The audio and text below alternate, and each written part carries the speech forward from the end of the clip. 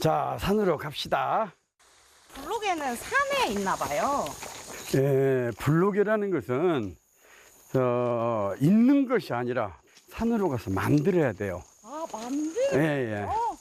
와, 그래서 준비물이 좀 많으신가 봐요. 그러죠. 있고. 만반의 준비를 갖춰야만 만들 수 있는 블록괴.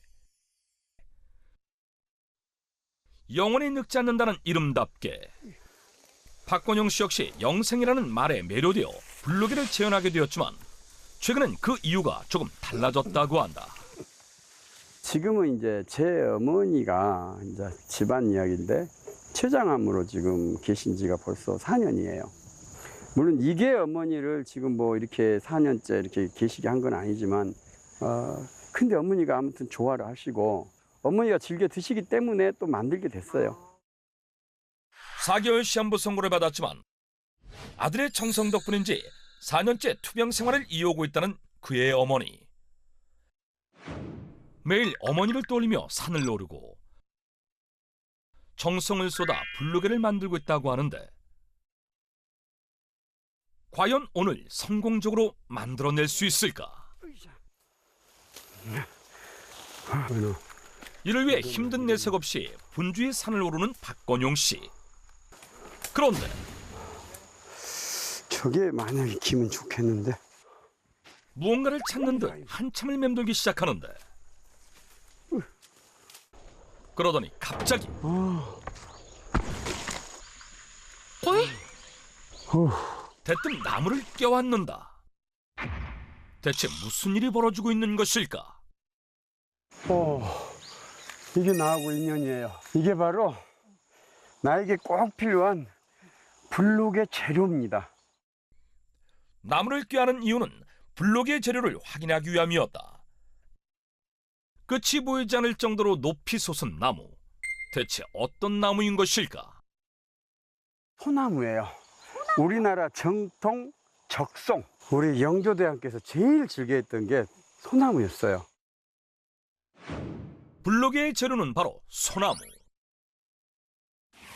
장수를 상징하는 십장생 중 하나인 소나무는 강인한 생명력으로 사시사철 푸른빛을 띠고 있는 것이 특징. 그래서 예로부터 불로장생의 영물로 귀하게 대접받았다고 한다.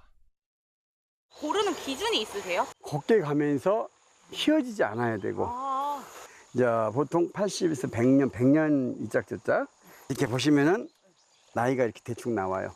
이게 얇은 껍질 하나하나가 1년. 그럼 이게 봐보면 이게 수겹이에요. 그리고 100여 년이 넘어가면 이게 거북이 등처럼 나무들이 갈라져요.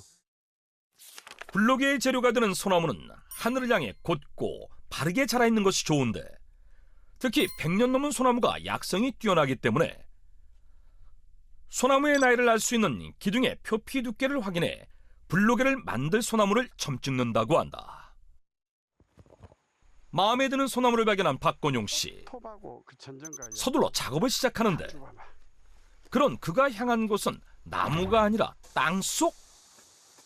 이 블록에는 이 소나무의 뿌리를 활용을 합니다. 소나무는 이제 나무 줄기든 잎사귀든 방울이든 모든 게 약성으로 쓰지만 이 소나무 뿌리에서가 가장 많은 게 나와요. 블록의 약성을 극대화하기에 소나무 뿌리를 사용한다는 것. 하지만 100년 가까이 땅과 딱 붙어 살아온 터라 소나무 뿌리는 쉬이 모습을 보여주지 않았다. 제작진까지 손을 보태가며 땅을 파낸 끝에 드디어 마주한 기다란 소나무 뿌리. 이게 이제 동송근입니다. 동송근. 동쪽으로 뻗는 뿌리는 소나무의 원뿌리예요.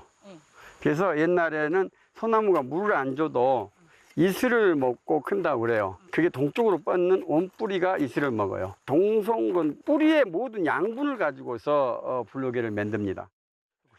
소나무 뿌리 중에서도 오직 동성분만을 가지고 만든다는 블록괴. 그 이유는 무엇일까? 이 동송근은요, 소나무의 뼈라고 할 정도로 소나무의 강력한 힘이 내재되어 있는데요. 해가 동쪽에서부터 뜨면 동쪽의 솔잎에 이슬이 제일 먼저 맺히면서 땅으로 떨어져서 그 기운이 동쪽 뿌리로 퍼지게 됩니다. 그래서 동송근의 약성이 소나무 뿌리 중에서 가장 뛰어나다고 알려져 있습니다. 특히 소나무에는 항산화 성분이 풍부한데 그 성분이 가장 밀집된 곳이 바로 동송근이다. 전설의 블록의 핵심 재료가 될 동송근. 그 모습이 드러나자마자 박건용 씨 갑자기 물을 뿌리기 시작하는데 대체 왜 이런 행동을 하는 것일까?